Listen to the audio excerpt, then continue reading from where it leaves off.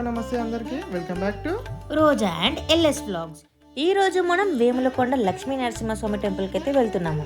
ఈ టెంపుల్ ఎక్కడ లొకేటెడ్ అయిందంటే మనకి యాదాద్రి భువనగిరి జిల్లా ఉల్గొండ గ్రామానికి దగ్గరలో అయితే లొకేటెడ్ అయింది.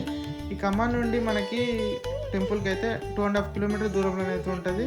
ఈ టెంపుల్కి వెళ్ళడానికి మనకి ఆటోలు అయితే అవైలబుల్ ఉంటాయి. బై బస్సులో వచ్చిన వాళ్ళకైతే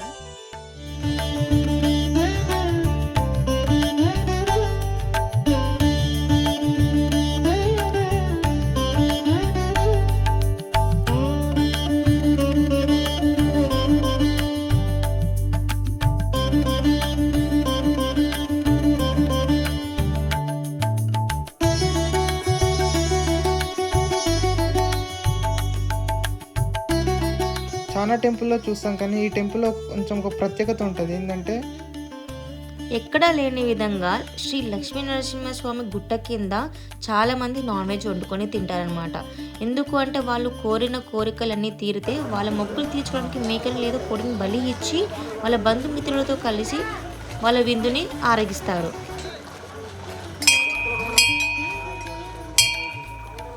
ఈరోజైతే మనము స్టెప్స్ పై నుండి అయితే గుట్టపైకి వెళ్తున్నాము. టోటల్గా 450 స్టెప్స్ అయితే ఉంటాయి. చాలామంది ఎవరు యూజ్ చేయక మెట్ల మార్గాన్ని అయితే ఎవరు డెవలప్ చేయలేదు. ఎక్కువగా అయితే వాళ్ళ ఓన్ ట్రాన్స్పోర్ట్ యూజ్ చేసుకొని గుట్టపైకి వెళ్తూ ఉంటారు. ఇప్పుడు మనమైతే మెట్ల మార్గం నుండి వెళ్ళిపోదాం. చలో. ఈ గుట్ట మీదకి వెళ్ళే దారిలో చాలా పీస్ఫుల్గా అయితే ఉంది. మీ ఫ్యామిలీస్తో వస్తే ఖచ్చితంగా ఆ క్వాలిటీ టైం అనేది స్పెండ్ చేయవచ్చు. అండ్ ఈ గుడి పైన మనకి లక్ష్మీ నరసింహస్వామి గుండంలో అయితే దర్శనం ఇస్తాడు మత్స్యావతారంలో. అండ్ మనకి పురాణం ఏం చెప్తుంది అంటే ఒక వేటగాడు ఒక చేపని తీసుకెళ్ళి, అంటే ఉగ్ర నరసింహస్వామి కదా, సో మీసాలతో చాలా పెద్దగా ఉంటాయి చేపలు. సో ఆ చేపని తీసుకెళ్ళి తను వండుకుందామని చేపని కోస్తే ఇల్లంతా మొత్తం రక్తంతో నిండిపోతూ ఉంటుంది అనమాట. సో మళ్ళీ తన తప్పు తెలుసుకొని ఆ ముక్కలుగా ఉన్న చేపని తీసుకొచ్చి గుండంలో వదిలేస్తే ఆ ముక్కలు కాస్త మళ్ళీ చేపలాగా మారి నీళ్ళల్లో ఈదుతూ బ్రతికిపోతుంది అనమాట. సో ఇది మన పురాణంలో ఉంది.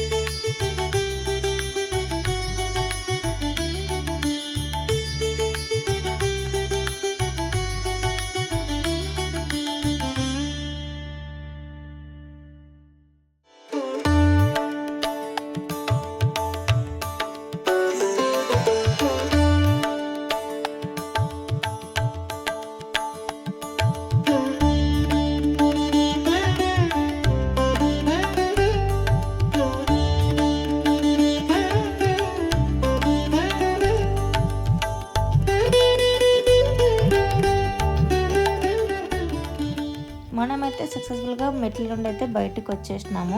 ఇక్కడ మనం పైనకి రాగానే 51 ఫీట్తో హనుమాన్ అయితే మనకి దర్శనం ఇస్తూ ఉంటారు. కొంచెం ముందుకు వెళ్తే, అంటే కొంచెం గుట్టపైకి నడిస్తే మనకైతే లక్ష్మీనరసింహస్వామి టెంపుల్ అయితే కనిపిస్తుంది.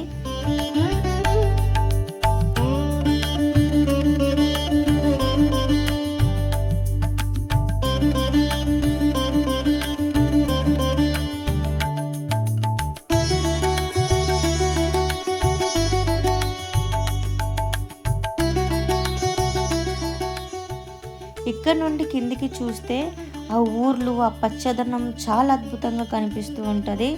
చాలా పీస్ఫుల్గా ఉంటుంది.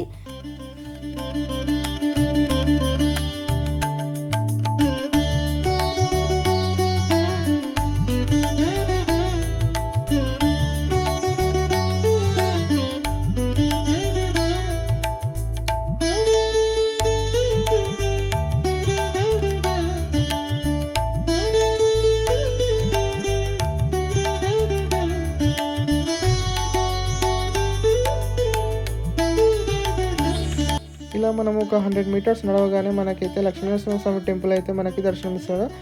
అలాగే ఇక్కడ ఏంటంటే ప్రతి సండే అన్నప్రసాదం అయితే జరుగుతుంది. ఈ గుడి యొక్క స్పెషాలిటీ ఏంటంటే 3 నామాల చేపలు అయితే మనం దర్శనం చేసుకోవచ్చు. ఎందుకంటే మత్స్యావతారంలో దర్శనం ఇచ్చాడు కాబట్టి ప్రతి ఒక్క చేప పైన నామాలు అయితే మనకి కనిపిస్తుంటాయి. ఆ షార్ట్ అయితే నేనైతే ఛానల్లో అప్లోడ్ చేశాను. కావాలనుకునే వాళ్ళు ప్లీజ్ దయచేసి చూడండి.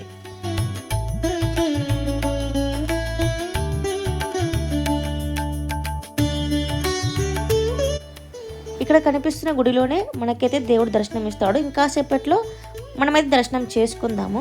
అలాగే ఇక్కడ సత్యనారాయణ కథలు చేయించుకోవడానికి మండపాలు, అలాగే తెలనీళ్ళను సమర్పించడానికి కళ్యాణ కట్టలు అయితే ఇక్కడ వీళ్ళు ఏర్పాటు చేశారు. చూడడానికి చాలా చిన్నగా ఉంటుంది గుడి, కానీ ప్రతి ఒక్క ఫెసిలిటీస్ అయితే వాళ్ళు మనకి ఏర్పాట్లు అయితే చేస్తూ ఉంటారు. ఇది చాలా గొప్ప గుడి. అంటే స్వయంభూగా మనకైతే లక్ష్మీనరసింహస్వామి అయితే వెలిశాడు.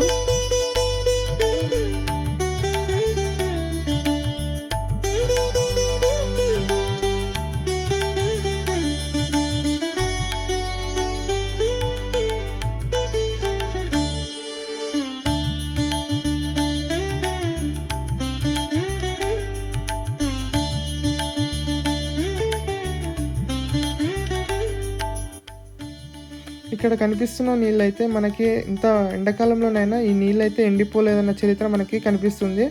అలాగే ఇక్కడ ఉన్న చేపలకైతే ప్రసాదంగా వాటికి పులిహోర లేకుంటే దద్దోజనం లాంటివి అయితే వీటికి వేస్తుంటారు. ఇక్కడ గుండంలోని నీళ్ళు అయితే చాలామంది మహాతీర్థంగా స్వీకరిస్తారు. ఆ నీళ్ళను ఇంటికి తీసుకెళ్ళి వాళ్ళు స్నానం చేసుకునేటప్పుడు ఆ తీర్థం నీళ్ళను వేసుకొని చేసుకుంటారు. అలాగే చాలామంది తాగుతూ ఉంటారు. అంటే ఎంతో పుణ్యక్షేత్రం కాబట్టి, స్వయంభూగా వెలిసిన స్వామి కాబట్టి ఏమైనా దోషాలు ఉన్నా తొలగిపోతాయని వాళ్ళ యొక్క నమ్మకం.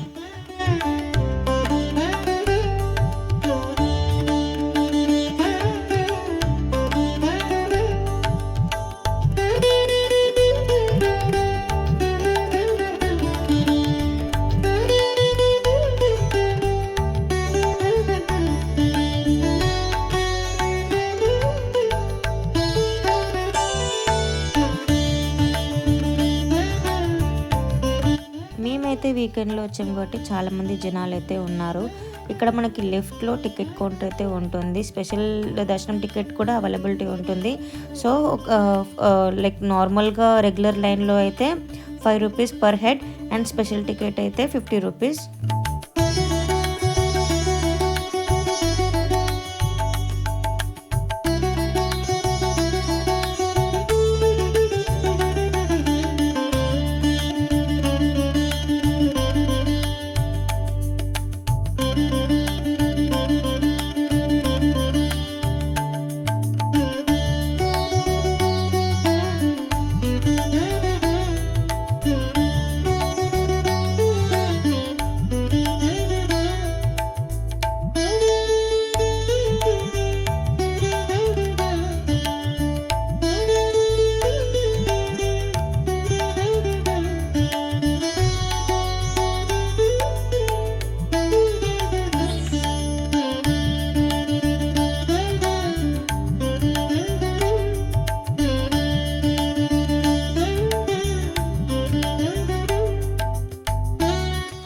మనమైతే గర్భగుడి దగ్గరికి అయితే వచ్చేసినాము.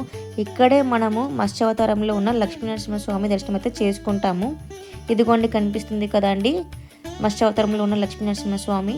ఇక్కడ స్వయంభూగా వెలిసారు. చాలామంది వాళ్ళ కోరికలు తీర్చుకోవడానికి వస్తూ ఉంటారు.